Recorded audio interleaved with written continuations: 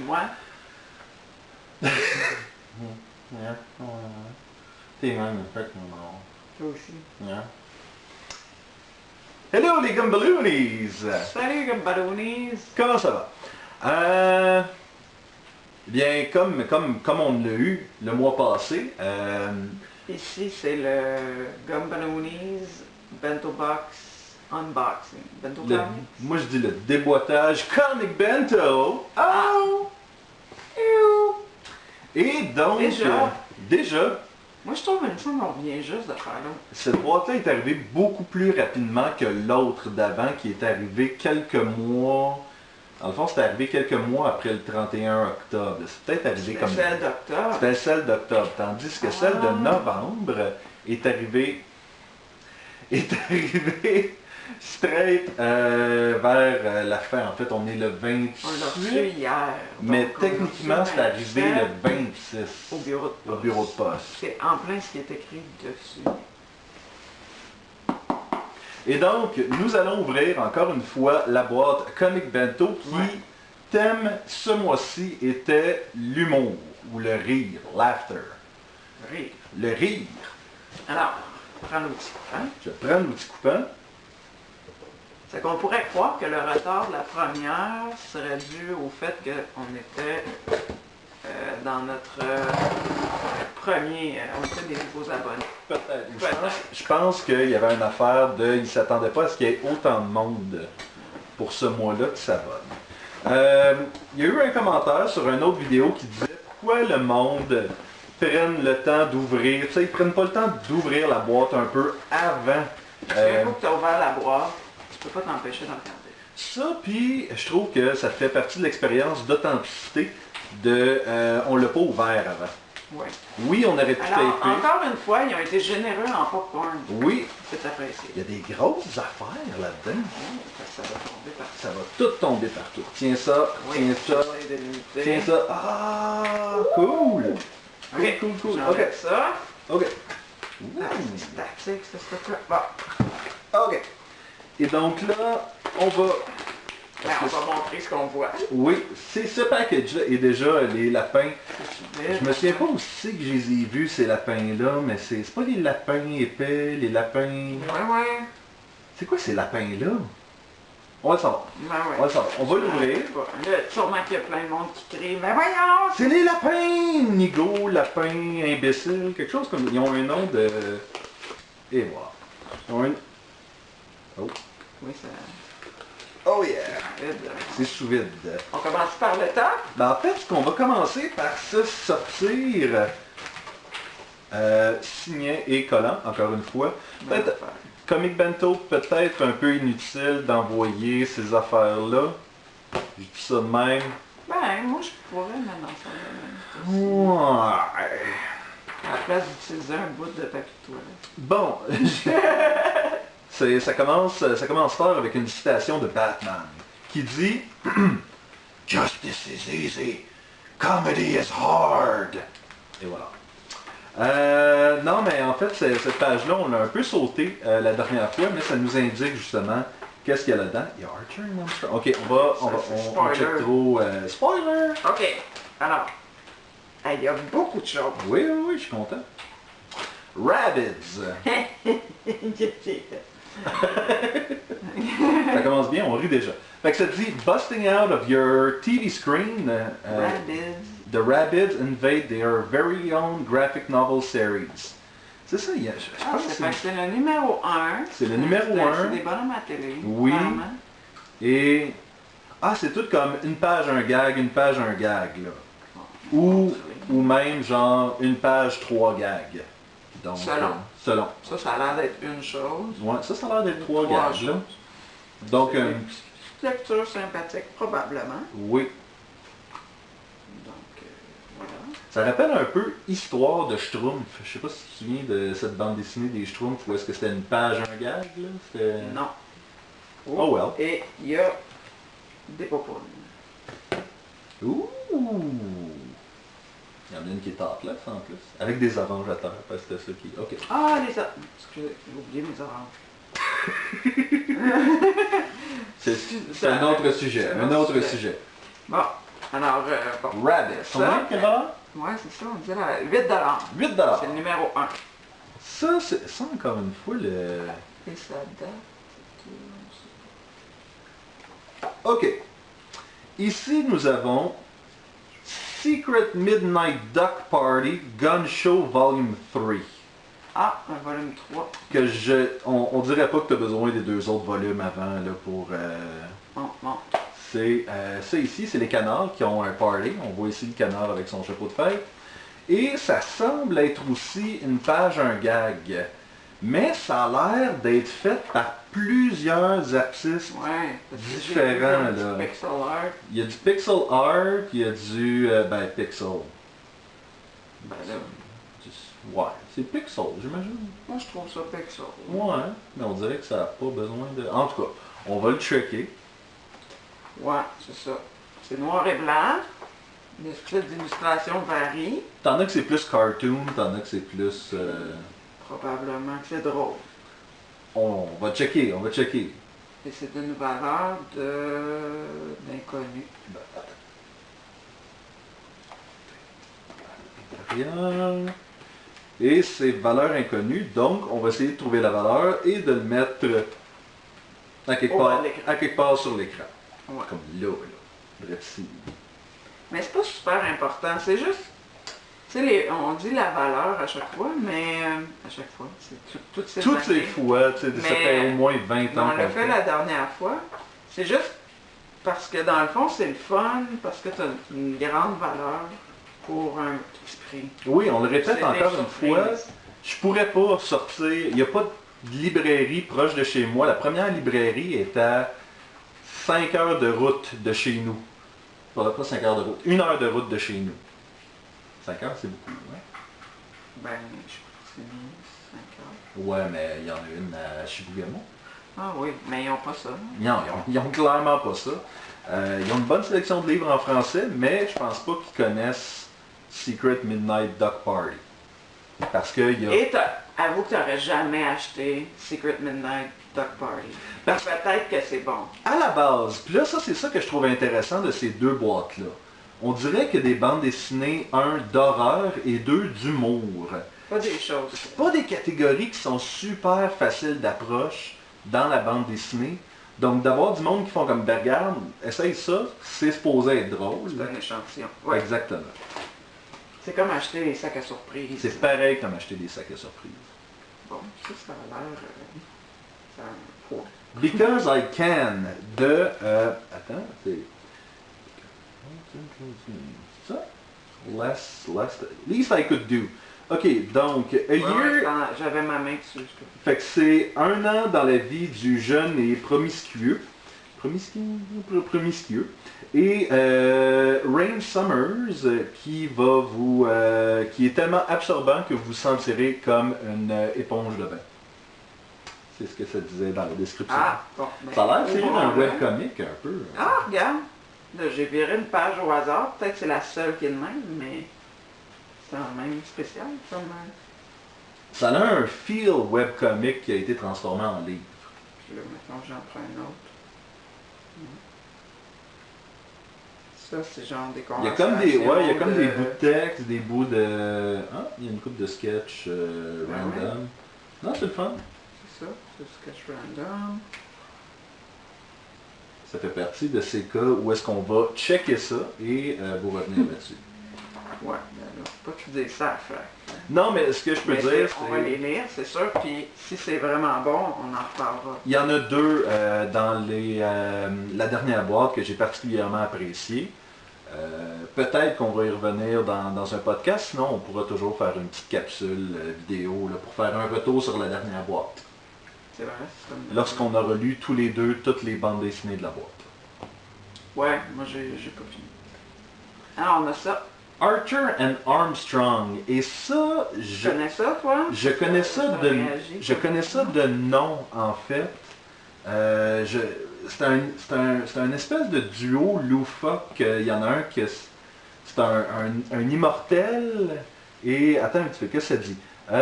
Qu'est-ce qui arrive quand un assassin moine, tu vois, s'associe à un hédoniste immortel qui était envoyé pour le tuer? hilarity.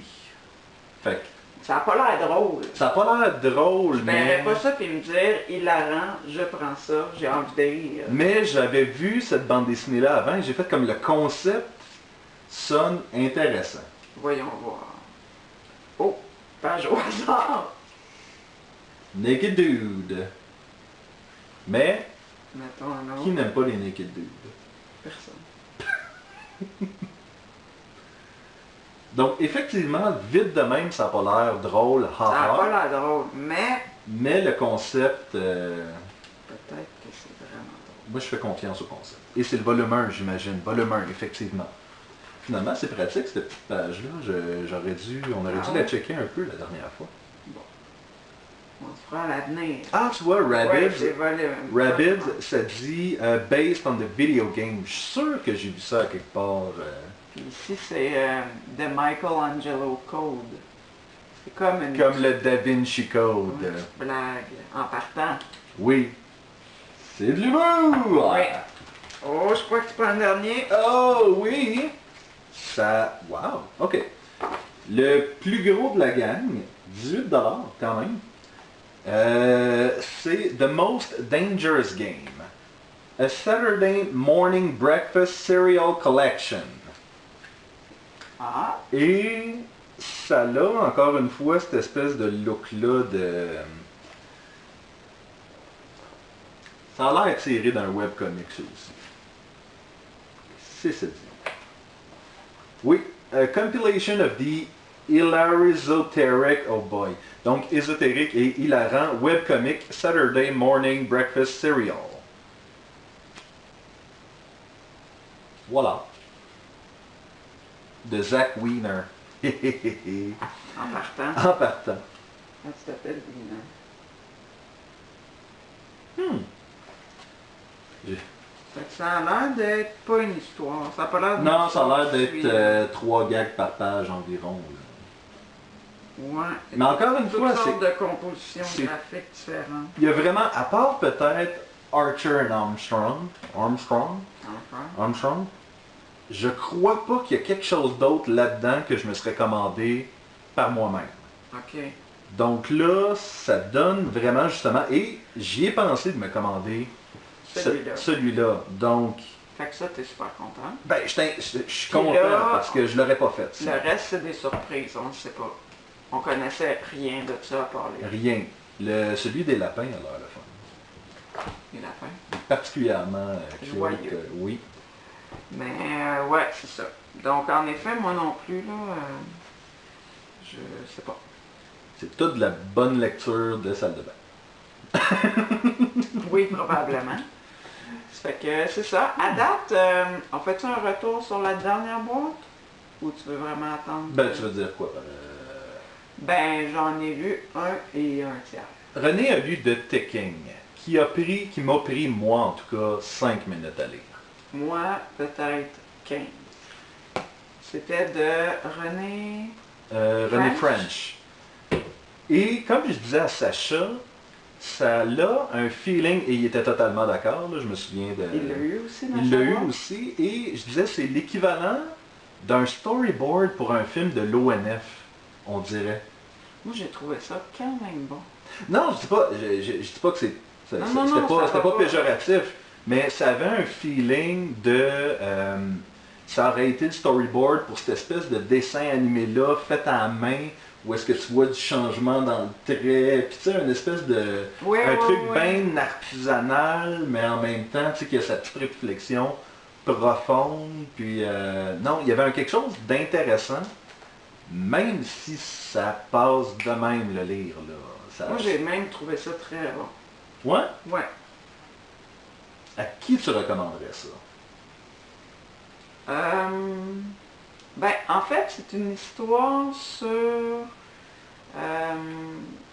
je pense, en Sur tout cas, s'accepter. s'accepter puis aussi transmettre ses complexes à ses enfants, je pense. Ouais. Ouais, oui. Et puis, c'est ça. C'est s'imaginer que l'autre veut la même chose que toi, tu auras voulu.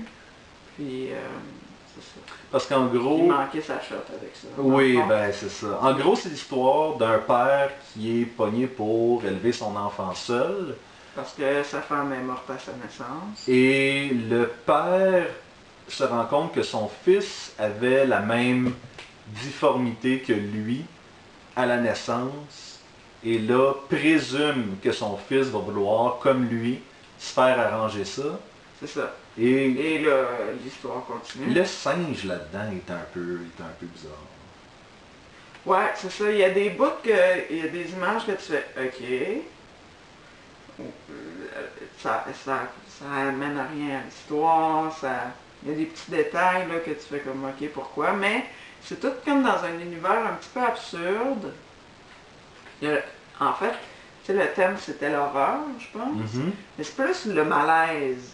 Oui, je Dans l'avais celui-là. pas vraiment mis dans section horreur. Honnêtement, Non, mais c'est un, tu sais, c'est un peu dérangeant, là, l'image, puis tout ça, tu lis ça, puis t'es comme, ok, c'est weird, là.